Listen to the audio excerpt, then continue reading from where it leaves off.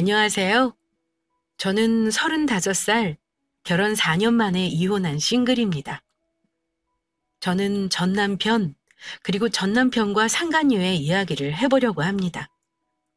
이제는 마음 정리도 어느 정도 되었고, 물론 아직도 불쑥불쑥 분노가 치밀어 오르기도 하고, 당장이라도 쫓아가 머리 끄덩이라도 잡고 싶은 충동이 일어나긴 하지만요. 하지만 합법적인 방법으로 할 수 있는 모든 걸 다 했으니까, 이제는 울분을 차츰 털어내려고 노력하고 있습니다. 배우자의 배신이라는 건 영혼을 아프게 하는 일이 정말 맞습니다. 이혼하고 복수를 했다지만 상처가 쉽게 잊히지는 않는 것 같습니다. 저는 정말 누구보다 열심히 살아왔고 결혼 생활도 착실히 했으며 누구보다 저희 배우자를 믿은 사람입니다. 그래서인지 너무나 남편을 믿었던 저에게 더 현타가 왔던 것 같네요. 저는 원래가 감정 소비를 잘 하지 않을 정도로 현실적인 사람이에요. 많은 나이가 아님에도 불구하고 제가 좀 힘들게 자랐습니다. 슬픈 얘기지만 제 부모님, 자식들을 풍족하게 뒷바라지 해줄 만한 능력이 없으셨어요. 어릴 때 가정 환경이 그리 좋지 못했고요. 부모님 도움은 아예 기대도 못하는 상황에서 거의 혼자 제 인생 개척해 왔습니다. 가난하다는 기준이 모두 다르겠지만 저희 부모님 정말 어렵게 저를 키워주셨습니다. 어린 시절에 뭔가 풍족했던 기억이 없어요. 그러다 보니 저는 돈에 대한 집착이 심했고 돈을 버는 게 인생 최대의 목표였습니다. 하지만 부모님의 원망은 한 번도 하지 않았어요. 공부도 대학도 저는 악바리 근성으로 혼자 힘으로 해냈어요. 부모님 도움을 받는다는 건 기대도 하지 않았고 당연한 말이지만 결혼할 때도 오롯이 저의 힘으로 했습니다. 남편은 평범한 셀러리맨이었고요. 저도 결혼할 때는 같은 직장이었습니다만 지금은 투잡으로 했던 일이 잘 되어 그 일을 본업으로 하고 있어요. 수입이 남편보다 3배 정도 많긴 해요. 대신 개인적인 시간을 내기 힘들 만큼 바쁜 게 단점이라면 단점입니다. 하지만 모든 일은 때가 있는 거고 물 들어왔을 때 노를 저어야 하는 법 아닌가요? 바쁘게 사는 만큼 우리 가족 미래가 행복할 거라고 믿었습니다. 이혼한 지금은 그 생각을 완전히 바꾸긴 했지만요. 아무튼 그때는 그랬습니다. 어쨌든 제가 하는 일이 잘 되면서 시어머니 사는 아파트 단지로 집을 사서 이사 오게 되었습니다. 결혼 딱 2년 만에 집을 산 거였고 저나 남편뿐 아니라 양가 부모님이 무척 기뻐하셨습니다. 시어머니가 사는 아파트 단지로 온 건 다른 이유는 없어요. 남편 출퇴근 편하고 저도 일하기 좋은 동네였고 초역세권에 앞으로 오를 가능성이 많은 아파트여서 샀습니다. 시어머니는 아예 처음부터 분양받아 살고 계셨고 제가 옆동을 매매했어요. 나름 역세권 아파트라 가격이 꽤 나가는데 대출 하나 없이 들어왔다는 거에 어머니가 얼마나 좋아하셨는지 모릅니다. 물론 남편 돈 하나 안 들어간 제 힘으로 산 제 명의 아파트라는 것도 알고 계셨고요. 지은 지 얼마 안 된 아파트라 인프라도 좋고 젊은 부부들도 많이 살더라고요.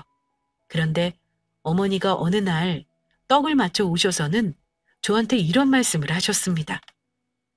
"얘 아가, 아무리 아파트에서 이웃 간 정이 없이 산다고 해도 이웃지간에 서로 인사는 하고 살아야 하지 않겠니?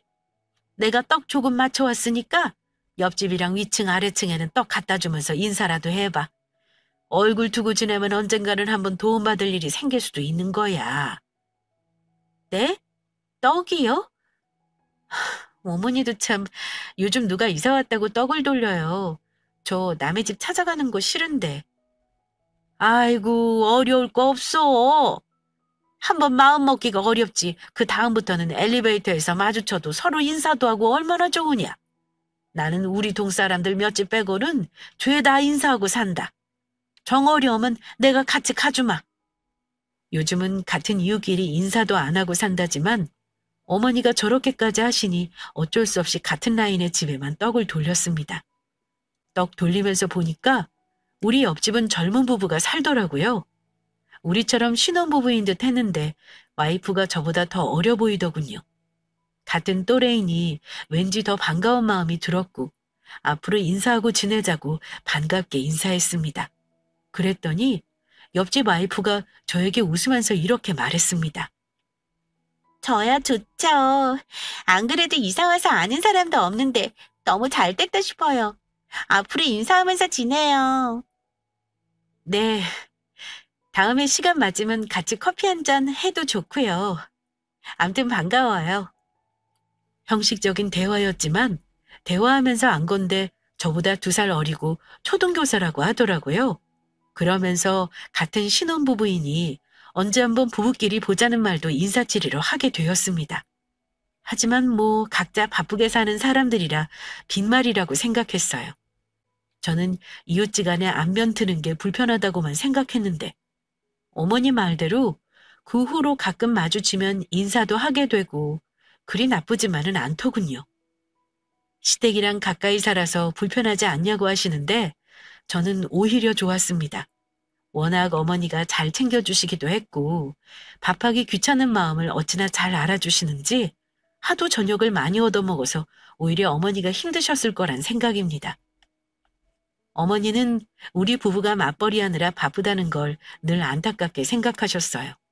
늘 우리 부부 먹을 거리를 살뜰하게 챙겨주시곤 했습니다. 부부가 거의 집을 비우는 시간이 많은 터라 저는 아예 어머니에게 집 현관 비번을 알려드렸고 어머니는 종종 저희 집 냉장고에 반찬을 챙겨놓고 가셨습니다. 그리고 죄송한 말이지만 지저분한 집도 늘 정리를 해주셨어요.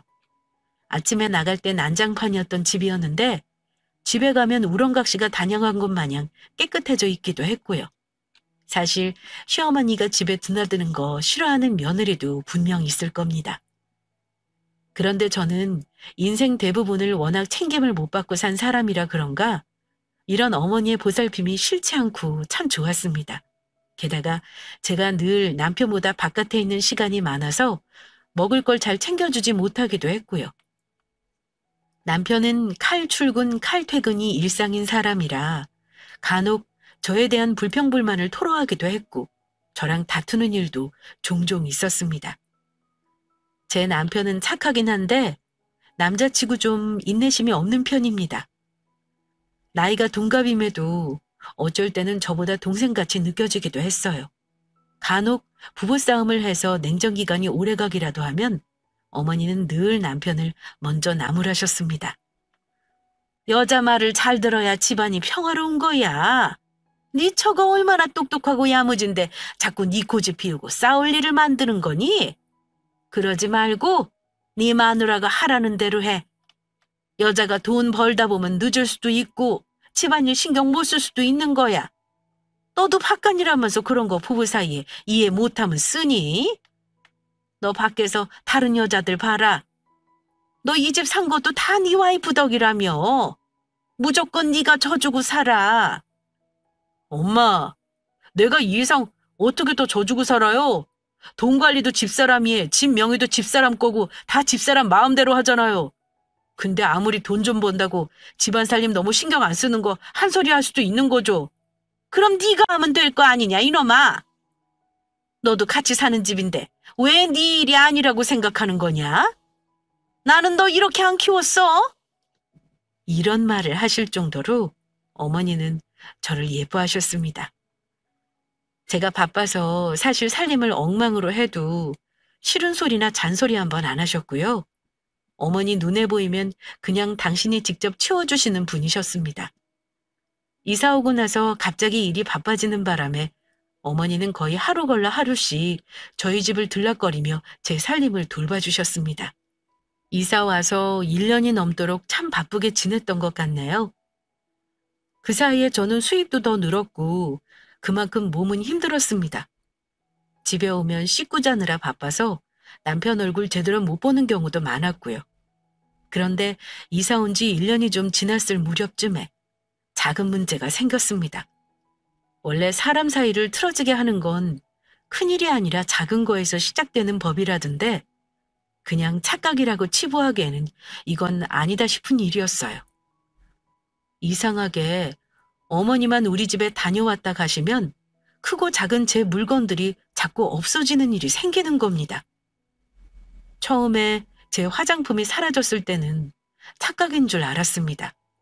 어디 다른 곳에 놔뒀다고 생각했고 대수롭지 않게 넘겼어요. 그런데 그 다음에는 제가 아껴 쓰던 향수가 없어졌습니다.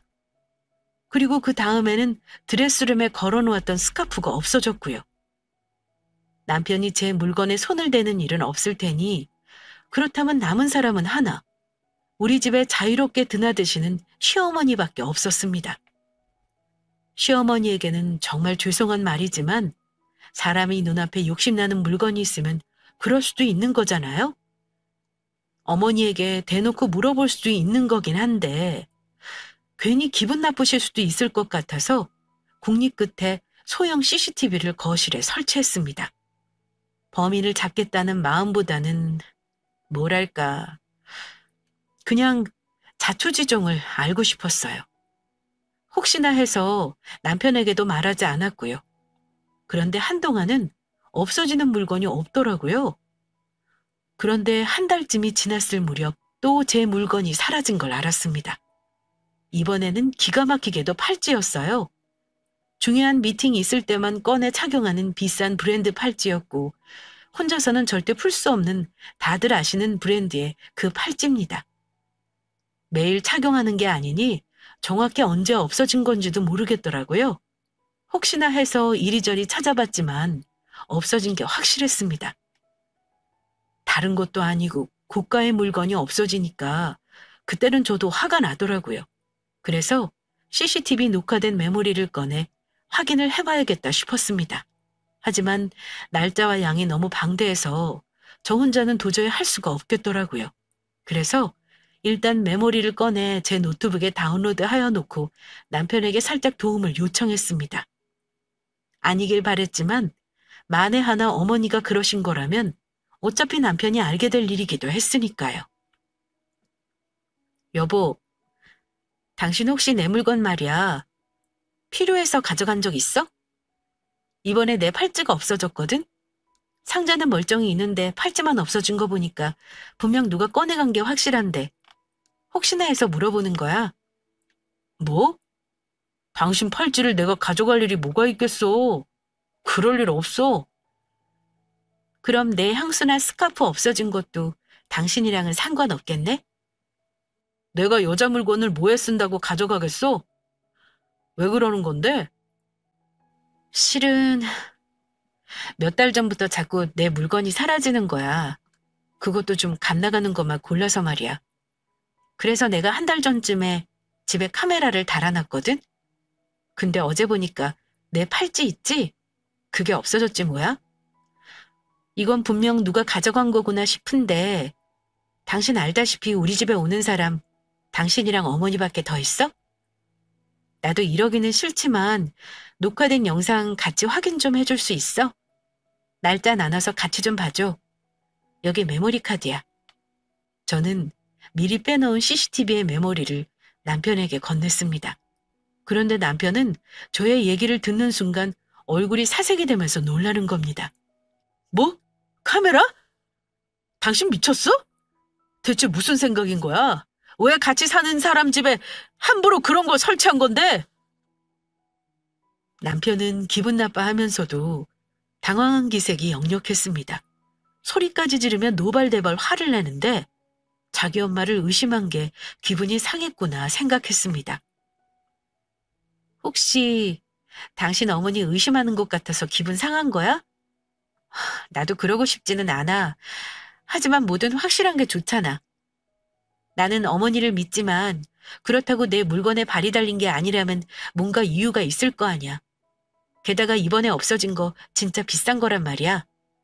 그래도 그렇지. 그걸 우리 엄마가 가져갔다는 증거는 없잖아. 당신 대체 언제부터 CCTV 설치해 놓은 거야? 그리고 그동안 한 번도 녹화된 건 확인 안 한 거고? 어디야? 어디다가 달아놨어? 빨리 말해. 내가 당장 떼어버리게. 당장 어디다 달았는지 말하라면서 카메라 설치한 뒤 제가 영상 내용을 확인했는지 여부를 속사포처럼 꼬치꼬치 캐묻는데 저도 당황스러울 지경이더군요. 거실에 달아놨어. 커튼박스에 보면 있을 거야. 근데 당신 뭐 그리 화를 내? 내가 어머니라고 범인을 단정 지은 것도 아니고 그냥 같이 확인만 해보자는 거잖아. 내가 엄한 데 두고 잃어버린 거면 이렇게까지 말 안 했어. 그래서 당신은 같이 확인 안 해주겠다는 거지? 당신 말대로 이 집 드나드는 사람은 나랑 엄마뿐인데 나는 범인이 아니라는 거 당신도 알잖아. 그럼 남은 건 우리 엄마고. 그럼 영상 안 봐도 뻔하잖아. 안 그래? 어쨌든 나는 굳이 이 영상 뒤져서 우리 엄마가 그랬다는 거 확인하고 싶지 않아. 그럼 나는 어쩌라는 거야? 그냥 이대로 넘어가라고? 이렇게 하자. 일단 카메라는 오늘부로 내가 없앨 거야. 그리고 메모리는 당장 지금 지워. 대신 내가 엄마한테 따로 잘 말씀드릴게. 이번에는 내가 둘러대고 넘어갔지만 다음번에는 당신이 의심할 것 같으니까 다시는 그런 짓 하지 말라고 단단히 말씀드릴게. 그 편이 당신한테도 편할 일 아니야? 그래. 그렇긴 하지. 그럼 당신이 책임지고 어머니한테 말씀드릴 거야? 그럼 없어진 물건도 당신이 알아서 돌려받아줘. 나는 모른 척 할게. 알았어. 내가 책임지고 돌려받을게. 근데 당신 CCTV 영상 확인 안 한 거 확실한 거 맞지? 확인 못했어. 한 달치를 다 확인하려니까 양이 너무 많더라고. 하루 종일 앉아서 그것만 들여다볼 수는 없잖아. 암튼 그럼 나는 당신만 믿는다. 어쨌든 앞으로는 절대 나 모르게 이런 짓 하지 마. 나 정말 기분 나쁘니까. 입장 바꿔서 내가 당신 모르게 달아났다고 생각해봐. 당신도 기분 나쁠걸? 결국 저는 남편에게 카메라 커밍아웃을 타박만 잔뜩 들었습니다. 영상도 확인하지 못한 채 메모리 카드는 남편 손에 들어가게 되었고요.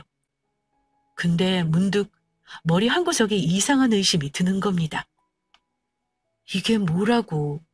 저렇게 화를 낼 일인가? 하고 말입니다. 남편은 저에게 영상을 확인했는지 여부를 수차례 확인했는데 그 모습은 어머니가 제 물건을 가져간 걸 확인했을까봐 걱정하는 사람의 태도가 아니었습니다. 제가 영상을 봤는지 안 봤는지 여부를 유독 물어보는 게 뭔가 느낌이 이상했달까요? 너무 오버한다 싶었어요. 사실 남편에게 메모리를 건네긴 했지만 제 노트북에 미리 다운로드해둔 CCTV 영상이 있다는 건 말하지 않았습니다. 남편이 너무 화를 내길래 어차피 같이 영상을 확인하는 건 어려울 것 같아서 저 혼자 짬을 내서 확인해봐야겠다 싶었습니다. 남편 말대로 영상 확인할 것도 없이 어머니가 범인이라면 저도 앞으로 제 물건 단속을 잘해야 하니까요. 남편은 그날 바로 제가 설치한 CCTV를 바로 떼어버렸습니다. 메모리도 박살내버렸고요. 저는 더 이상 그 일에 대해 언급을 안 하겠다고 했지만 사실 머릿속에는 온통 빨리 영상을 확인해보고 싶은 생각으로 가득 차 있었습니다. 다음날 출근하자마자 저는 사무실에서 바로 영상부터 확인하기 시작했습니다. 가장 빠른 배속으로 돌리니 하루 영상 확인하는데 1시간 정도 걸리더라고요. 그런데 일주일치 영상을 돌려봤지만 어머니가 저희 집에 오셨을 때 행동이 이상한 게 없었습니다. 청소하시고 빨래 개어주시고 간혹 소파에 앉아서 커피 한잔 하시고 나가시는 게 거의 다였어요. 그래도 팔찌 없어진 날은 찾아야 하니 영상을 꼼꼼하게 확인하고 있었습니다. 그런데 2주째 영상을 확인하고 있을 때였습니다. 아마도 주말이었던 것 같네요. 저는 주말에 더 바쁜 사람이라 아침 일찍 집을 나서는 모습이 찍혀 있더군요. 하지만 주말은 어머니도 저희 집에 안 오시고 당신 볼일을 보시기 때문에 그냥 빨리빨리 넘겨서 보자 싶었습니다. 그런데 제가 출근하고 1시간 뒤쯤 영상에서 전혀 예상치 못하던 사람이 등장했습니다. 지금 생각해도 치가 떨리는데요. 글쎄 웬 여자가 우리 집 거실로 들어서는 모습이 찍혔더라고요. 근데 웃긴 건 그 시간에 남편은 안방에서 아직 자고 있었거든요. 영상에서는 소리는 확인할 수 없어서 무슨 말을 하는지 알 수는 없었습니다만 영상 속 여자는 망설이는 기색도 없이 곧장 안방으로 들어가서는 한참 있다가 도로 나오더군요. 그 여자가 내 남편에게 무슨 볼 일이 있어서 우리 집에 태연이 들어오는 것도 모자라 안방으로 들어가겠어요? 뻔한 거 아닌가요? 저는 놀란 가슴을 일단 부여잡고 다시 한번 찬찬히 영상을 확인했습니다. 다시 한번 영상을 보니 그 여자가 누군지 알겠더라고요. 그 여자는 우리 옆집에 사는 유부녀였습니다. 너무 기가 막혀서 저는 다른 날 영상도 확인하기 시작했습니다. 그런데 그날 이후 매주 주말과 남편이 휴무를 쓴 날이면 저나 어머니가 없는 시간에 우리 집을 마치 제 집 드나들듯 뻔질나게 드나들더군요. 그리고 어느 날은 황당하게도 제 스카프를 목에 두른 채 온 날도 있었습니다. 도둑년의 정체는 황당하게도 어머니가 아닌 옆집 여자였던 겁니다. 의심할 바 없이 불륜이 확인했습니다. 거실에 카메라가 있는 줄도 모르고 둘이 다정하게 애정행각하는 게 다 찍혀 있는데 더 증거를 캐고 말고 할 것도 없었습니다. 계속 영상을 확인하는데 손이 다 떨리더라고요. 그 여자가 찍힌 장면 전부 캡처 떠놓고 한동안 멍하니 앉아 있었습니다. 참, 이런 식으로 남편의 외도를 알게 되다니요. 이런 영화 같은 일이 저에게 생길 줄은 몰랐습니다. 화가 날 거라고 생각들 하시겠지만 저는 무서웠습니다. 현실 부정을 한 거겠죠. 모든 영상을 확인한 후에는 현실 부정이 아닌 눈물밖에 안 났습니다. 저는 성격상 알면서 모르는 척 연기를 못합니다. 더 미룰 것도 없이 그날 밤 집에 오자마자 남편을 불러서 단도직입적으로 물었습니다. 당신 그동안 나 속이고 참 재미나게 살았더라. 좋았니? 대체 언제 옆집 여자랑 눈이 맞은 건지 모르겠는데 세상에 비밀 없는 거야. 당신 어쩔래? 나는 오늘 당장 내 집에서 나가줬음 하는데? 남편은 순간적으로 놀랐는지 변명도 부인도 못하고 어버버거리기만 했습니다. 여보, 아니 그게 말이야. 대체 어떻게 한 거야? 부인 안 하는 거 보니 저도 더 추궁할 것도 없었죠. 남편의 해명은 듣고 싶지 않았습니다. 알고 싶지가 않았어요. 솔직한 심정으로는 옆집 여자와 눈 맞은 얘기를 들으면 미쳐버릴 것만 같았습니다. 저는 영상 캡처한 사진을 보여줬습니다. 그걸 보더니 남편은 별말 없이 바로 미안하다고 시인하더군요. 미안하다 여보. 나도 금방 정리하려고 했는데 잘 안 되더라. 당신 하고 싶은 대로 해. 이혼하자고 하면 이혼해 줄게. 미안하다. 하지만 이렇게 된 건 당신도 잘못이 있어. 우리 신혼 이후로 지금까지 쭉 각방 쓴 건 알기나 해? 나한테 소홀한 건 당신 때문에 나도 불만 많았어. 그걸 말이라고 하니? 당신 바람 피우는 걸 내 탓을 해? 이 못난 인간아? 너 대체 언제부터 옆집 년이랑 놀아난 거야? 언제까지 나 속이려고 했냐고? 이때 현실적인 걸 판단하고 대처할 걸 생각했어야 했는데 남편 입에서 미안하다는 말이 나오는 그 순간 저는 정신줄을 놓고 말았습니다. 손에 잡히는 대로 남편에게 집어던지며 소리를 질렀고 분이 안 풀렸던 저는 옆집으로 달려가 문을 두드렸습니다. 남편은 혼비백산하면서 저를 뜯어말렸지만 화난 사람을 어찌 감당하겠어요? 신발도 신지 않은 채 뛰쳐나가 소리를 지르며 옆집 문을 두드렸더니 그 집 남편이 나오더라고요. 대체 무슨 일인데 이 시간에 문을 두드리세요? 영문을 모른 채 묻는데 그 집 남편도 참 딱하다는 생각이 들더라고요. 나 누군지 알죠? 당신 옆집에 사는 사람인데요. 댁한테 할 말 없고요. 당신 와이프 당장 나오라고 하세요. 지금 집에 있죠? 우리 와이프는 왜 찾으시는 건데요? 저한테 말씀하세요. 옆집 남자는 저를 잔뜩 경계하며 제정신이 아닌 저를 이상하게 쳐다보더군요. 더 말할 것도 없이 핸드폰의 증거물을 보여줬습니다. 저요. 굳이 말로 할 필요 없이 이거 한번 보시라고요. 당신 와이프가 우리 집 뻔질나게 드나들면서 내 물건 훔치고 남편이랑 놀아난 거 몰랐죠? 하긴 알았으면 이러고 살 리가 없겠지. 똑똑히 보세요. 당신 와이프랑 우리 남편이 한 짓을. 당장 당신 와이프 나오라고 해요. 안 그럼 내가 들어가서 머리를 다 쥐어뜯을 테니까. 자기 와이프가 우리 집 거실을 들락거리는 걸 본 그 집 남편 표정. 제가 굳이 말 안 해도 어땠을지 다들 짐작하실 겁니다. 이거 정말 우리 집사람 얼굴 맞아요? 이게 우리 집사람이라고요? 못 믿겠다는 듯 혼자 정신줄 놓은 사람처럼 중얼거리길래 더 결정적인 사진을 하나 보여줬습니다. 그랬더니 옆집 남자는 자리에 아예 털썩 주저앉아 버렸고요. 저는 그 남자를 제치고 그 집 안으로 들어갔습니다. 거실로 들어가니 불안한 얼굴로 옆집 여자가 서 있더군요. 그 얼굴 보자마자 저도 이성을 잃고 소리를 지르며 그년 머리채부터 휘어잡았습니다. 야, 이년아! 네가 인간이니? 어디 건드릴 게 없어서 남의 남편을 건드려. 너 오늘 나한테 한 번 반 죽어봐라. 저보다 키도 작고 체구도 작은 상간녀는 제가 흔드는 대로 속절없이 버둥거렸습니다. 저는 상간녀를 끌고 현관 밖으로 나왔습니다. 자기 남편에게 들킨 게 무섭지도 않은지 저한테 머리채를 잡힌 채 계속 소리를 지르더군요. 이거 놓고 얘기해요. 댁 남편한테 제가 먼저 접근한 거 아니라고요. 당신 남편이 제가 음식물 쓰레기 가지고 나가는 거 보고 대신 버려주면서 먼저 치근덕댄 거라니까요. 잡으려면 댁의 남편을 잡지 왜 나한테 그래요? 뭐? 이 못된 년아. 너도 같이 맞장구 쳤으니까 이런 일이 있는 거 아니야? 너 우리 집에서 내 물건을 왜 손댔어? 내 팔찌 어딨니?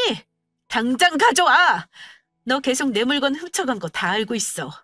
절대 그냥 못 넘어가. 절대죄로 신고할 거니까 단단히 각오해. 남녀가 눈이 맞으려면 그렇게도 맞을 수 있는 거구나 처음 알았네요. 순순히 둘이 눈 맞은 사형까지 부는 거 보고 저는 완전히 이성을 잃고 그년을 마구 두들겨 패버렸습니다. 떠들썩한 소리에 윗집 아랫집에서 전부 구경을 나왔더군요. 저는 아랑곳하지 않고 남편 놈이 서 있는 복도에 그년을 내동댕이 쳤습니다.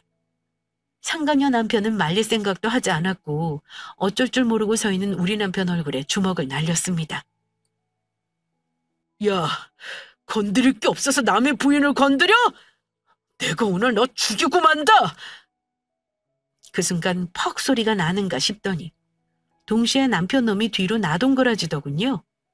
내 손으로 때린 것도 아니건만 어찌나 속이 시원하던지요. 남편이 얻어맞은 거 보고 나서 제가 먼저 입을 열었습니다. 둘 다 본인들이 한 짓의 책임은 져야 할 거다. 앞으로 내가 무슨 일을 하건 다 니들이 자초한 건 줄이나 알아. 여보, 대체 뭘 어쩔 건데 그래. 그냥 이혼해 달라면 이혼해 줄게. 당신 마음대로 하라니까. 누구 좋으라고 순순히 이혼을 해? 너 개털 만들고 전혀도 다시는 얼굴 못 들고 다니게 만들어줄까? 너 학교 선생이랬지? 내가 너 학교 잘리게 만들어줄까? 그 집 남편도 열받았는지 남편 놈에게 이러더군요. 남의 여자 건드렸으면 그만한 대가는 치러야지. 나 너 소송 걸어서 위자료 받아낼 거니까 알아서 해. 오늘 맞은 거 폭행이니 뭐니 어디 한번 신고하기만 해봐. 내가 몇 대 때리는 걸로 절대 안 끝내. 남편과 상간녀는 자포자기한 듯 망연자실한 얼굴이었습니다. 이번엔 그 집 남편이 자기 부인 머리채를 잡고 집 안으로 들어가 버리더군요. 아마 그 집도 우리 집처럼 풍비박산이 나겠죠. 저는 시어머니에게 바로 이 사실을 알렸고 남편을 시댁으로 쫓아냈습니다. 전 어떤 경우에도 바람은 용납할 수 없는 사람이라 같이 살 이유는 더 없었습니다. 시어머니는 놀라서 한달음에 달려오셔서 저를 달래셨는데요. 웃긴 게 뭔 줄 아세요? 초록은 동색, 가재는 개편이라는 말이 딱 맞더라고요. 아무리 며느리를 예뻐한다고는 하나 결정적인 순간에는 아들이 피해 입은 걸 못 견뎌 하셨습니다. 이 아가, 내가 이런 말하는 거 지금 네 귀에 안 들어올까라는 거 안다. 그렇지만 무조건 이혼하는 게 능사겠니? 내가 그놈은 아주 단단히 혼내서 이번에 버르장머리를 고쳐놓을 테니까 네가 한 번만 용서해줘. 막말로 남자들은 한 번씩은 한눈 팔기도 하고 그래. 당분간 그놈은 우리 집에서 지내라고 할 테니까 너 마음 추스르면 연락 타오. 네? 어머니는 사위가 바람을 피우면 딸한테 지금처럼 말씀하실 수 있겠어요? 그런 말 하시려면 돌아가세요. 저 어차피 그 인간하고 이혼하면 어머니하고 볼 일 없으니까요. 그래도 어머니가 저한테 잘해주신 거 생각해서 이쯤에서 끝내는 줄이나 아시고요. 저한테 그래도 남편이 뉘우치면 용서하라는 말씀을 하시길래 그 자리에서 바로 어머니와도 절연하겠다 선언했습니다. 어차피 그 인간이랑 이혼하면 더 이상 보고 살 사이도 아니니까요. 그 난리통이 있고 나서 동네방네 소문이 났는지는 모르겠습니다. 하지만 저는 그대로 곱게 넘어갈 생각은 절대 없었습니다. 그런데 요즘은 회사에다가 알리면 명예훼손이니 뭐니 역고소를 당하기도 한다더라고요. 누구는 아파트 카페나 지역 커뮤니티 신상을 까라고 하던데 그렇게 하면 제 신상도 밝혀질 테니 그런 건 싫었습니다. 어느 동네에는 상간녀 현수막건 사람도 있던데 참 대단하다는 말밖에는 안 나오네요. 저는 제가 피곤해지는 소모적인 복수는 하기 싫었습니다. 그래서 복수는 법의 테두리 안에서 하기로 했습니다. 상간녀를 옆집에 두고 산다는 게 정신적으로 너무 힘들었는데요. 얼마 뒤 제가 소장 접수하고 그 집에 한 번 더 찾아갔습니다. 쫓겨난 줄 알았는데 정말 뻔뻔하게 그녀는 그 집에서 버티고 살더군요. 저는 괴로워서 남편을 쫓아내고도 친정에서 지내고 있었는데 말입니다. 문을 두드렸더니 웬일로 순순히 문을 열어주는 겁니다. 그리고는 저를 째려보면서 이러더군요. 소송을 하든 말든 마음대로 할 것이지 대체 왜 또 온 건데요? 당신만 가정 파탄난 줄 알아요? 나도 마찬가지라고요. 그리고 왜 나 절도로 고소했어요? 내가 팔찌 돌려줬잖아요. 참나. 적반하장도 유분수지. 그녀는 자기 가정 파탄났다며 제 탓을 하더군요. 게다가 제가 절도로 고소한 걸 따지기까지 했습니다. 아직 정신을 못 차렸구나 싶더군요. 저는 상간녀 소장을 그녀 얼굴에 집어던지고 이렇게 말했습니다. 너는 앞으로 절대 두 다리 뻗고 못 살 거야. 지금 남편이랑 이혼하고 혹여 재혼할 생각도 하지 마. 너 먼 훗날 재혼하거나 네가 애를 낳거나 그 애가 사춘기가 되고 결혼하게 될 때 그중에 네가 잃을 게 제일 많을 때쯤 내가 꼭 다시 찾아가서 망쳐줄 테니까 그런 줄 알아. 너 평생 나를 염두에 두고 살아야 할 거야. 나중에는 나를 원망하겠지. 근데 절대 나를 지우지 말고 네 시련이라 생각하지 마. 네가 자초한 일이니까. 네가 바래야 하는 건 내가 너를 완전히 잊어주길 바래야 하는 거 그거 하나야. 알겠어? 너 내 물건 가져간 거 나는 절대 합의 안 해줄 거고 너 범죄자 만들어버릴 거니까 그런 줄 알아. 그녀는 사람 잘못 건드린 걸 알아야 합니다. 폭풍 같은 현실이 지나가길 바라면서 시간이 지나면 잠잠해질 거라 생각하겠죠. 하지만 절대 죄는 없어지지 않는다는 걸 제가 몸소 보여줄 결심이었습니다. 가진 거 돈뿐인데 무서울 것도 없었어요. 저는 당장에 변호사 상담을 받고는 이혼소송 절차를 시작했습니다. 그리고 상간녀 위자료 청구 소송도 같이 진행했어요. 위자료는 최대 금액인 3천만 원 청구했습니다. 그 와중에 남편 놈은 제가 무슨 짓을 할지 무서웠나 봅니다. 전화나 문자로 제발 직장에만 알리지 말아달라면 사정사정하대요. 회유했다가 협박했다가 혼자 북치고 장구치고 다 하길래 저는 대꾸도 안 하고 지켜봤습니다. 그리고 상간녀 소장 사본과 이혼 소장, 그리고 남편의 외도 내역에 대한 간략한 자료를 정리해 남편 회사 인사팀으로 보내버렸습니다. 품위 유지를 중시하는 회사니 그 다음은 알아서 처리할 거라 생각했습니다. 뭐 딱히 신분상 징계가 없더라도 회사에 소문이 날 거 아닌가요? 그것만으로도 충분했습니다. 남편 통장 잔고를 고려해 위자료도 4천만 원 청구했는데요. 남편이 본 소송 전 조정 기일에 와서는 저한테 다 죽어가는 소리로 이러더군요. 여보, 나 당신한테 위자료 주고 나면 진짜 빚만 남어. 나도 살 국리는 마련해줘야 할 거 아니야. 내가 지금 엄마랑 같이 살 수도 없고 차라리 집 팔아서 나 조금 주고 나머지는 당신이 다 가지면 안 되는 거야? 어차피 그 집 우리 결혼하고 산 거니까 나도 권리 있잖아. 웃기는 소리 마. 당신 이 집에 기여도 없는 거 내가 다 증명할 수 있거든? 기가 막힌다 정말. 어쩜 내 집에 권리가 있다는 깜찍한 소리를 할 수가 있어? 나 위자료만 받고 끝내려고 했는데 열받아서 안 되겠다. 당신 이 동네에서 얼굴 못 들고 다니게 해줘? 저는 법적인 테두리 안에서 할 수 있는 조치는 다 했습니다. 그런데도 남편의 태도를 보니 분이 안 풀리더라고요. 저는 이혼 소송 중에 떡집에 가서 백설기 떡을 한 말 맞췄습니다. 그리고 사장님에게 떡 포장 스티커에 글자를 새겨달라고 주문했어요. 우리 동 801호, 802호에는 상간남과 상간녀가 삽니다. 떡집 사장님은 몇 번이나 저에게 문구를 확인하면서 제 눈치를 살피더군요. 손님, 정말 이렇게 써붙이는 거 맞을까요? 네, 맞아요. 설마 제가 장난치는 거겠어요? 저는 떡집 사장이 묻는 말에 아랑곳하지 않고 맞춘 떡을 가지고 돌아와 그날 우리 동 1층부터 25층까지 한 집도 빠짐없이 떡을 돌렸습니다. 아직도 잊을 수가 없네요. 제가 주는 떡을 받으면서 웃는 얼굴이 갑자기 당혹스러운 얼굴로 바뀌던 주민들의 모습 말입니다. 떡을 돌리며 801호는 이사 간다는 말도 덧붙였습니다.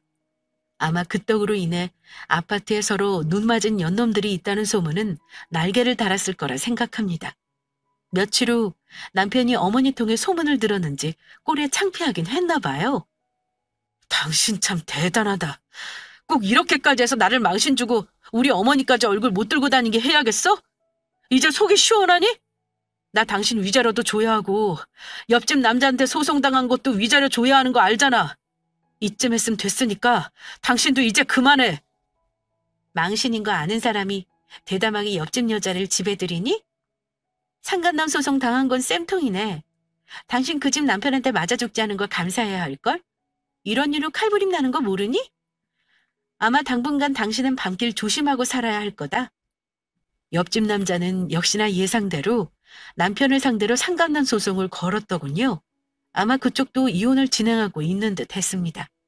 결국 양쪽 집안이 전부 파탄이 나고 말았네요. 그 후 저는 살던 집을 전세주고 이사를 나왔습니다. 들은 바로는 옆집 남자는 여자를 친정으로 쫓아냈다고 하더라고요. 다행인지 불행인지 그 뒤로 얼굴을 마주친 적은 없었습니다. 이혼 소송은 당연히 제가 승소했고요. 위자료도 제가 원하는 금액으로 판결받았습니다. 이혼 소송 석 달 뒤 상간녀 소송이 끝나고 판결문을 받았습니다. 위자료는 1,800으로 나왔더라고요. 상간녀는 빨리 마무리 짓고 싶었는지 당장의 돈을 입금했더군요. 절도로 고소한 건은 검찰로 송치되고 나서 아마 벌금형을 받은 것 같았습니다. 아마 초범이니 그랬던가 봐요. 이 일로 상간녀 직장에서도 아마 톡톡히 곤욕을 치렀을 거라 예상합니다. 솔직히 저도 그 판결문 받고 정말 많이 고민했습니다. 상간녀의 학교에 뿌려버릴까? 그년 부모한테 보낼까? 어디 페북이나 인스타에 올릴까 하고요. 저더러 정신승리라 할 수도 있겠지만 이런 일은 직접 그 입장이 되어보지 않고서는 당하는 사람 심정 모릅니다. 그러니 남편이랑 상간녀 조져봤자 뭐하냐는 속없는 말은 삼가주시길 바랍니다. 당해보신 분들은 제 심정 잘 아실 겁니다. 상간녀 복수하고 싶다면 꼭 남편부터 잡으라는 말들도 하시는데 이런 말은 자기 일 아니라고 상간녀 편 들어주는 행동입니다. 하지만 이제 복수는 그쯤에서 그만두기로 했습니다. 이제는 그 에너지를 저에게로 돌려야겠다 싶어서요. 복수에 눈을 밝히고 있는 제 자신이 너무 불쌍하더라고요. 지금은 돈 버느라 제 삶이 너무 바쁜 나머지 앞만 보며 살고 있습니다. 혹시 지금 배우자가 바람이다 뭐다 해서 힘들어하시고 앞길이 막막해 하시는 분 있으신가요? 저는 워낙 냉정한 성격이긴 해도 상처받고 가슴 아팠던 건 사실입니다. 그래도 흔한 말로 살다 보니 괜찮아지네요. 내 주위에는 나보다 더 심한 일 겪은 사람도 있고 반대로 행복하게 지내는 사람도 있지만 정말 사람 사는 나름인 것 같아요. 이제는 복수가 부질없다 생각하긴 합니다만 단 한 가지 늘 머릿속에서 상상하는 게 있긴 합니다. 만약 훗날 전 남편이나 상간녀가 혹여 다른 사람하고 혼인을 한다면 저는 꼭 그 결혼식에 가보고 싶어요. 가서 상대방 부모나 가족에게 꼭 말해주고 싶습니다. 당신 사위, 당신 며느리가 이런 사람이었다고 말입니다. 이런 일이 일어나지 않더라도 언젠가는 천벌받을 거라 믿어 의심치 않습니다. 세상이 그런 거 아니겠어요? 인과응보라는 말 괜히 있는 거 아니라고 생각합니다. 그러니까 저와 같은 일을 겪은 모든 분들 부디 복수의 마음과 슬픔에서 빨리 탈출하시길 바랍니다. 그리고 배우자의 외도를 자기 탓으로 돌리는 일은 절대 없었으면 하네요. 잘못은 바람 피운 연놈들이지 그걸 알지 못한 내 탓이 아니라는 거 꼭 아시고요. 이혼 후에도 살 날은 길고 나를 아껴야 또 다른 행복이 온다는 것 늘 명심하시길 바랍니다. 제 이혼 사연은 여기까지입니다. 긴 사연 들어주신 구독자분들 감사드립니다.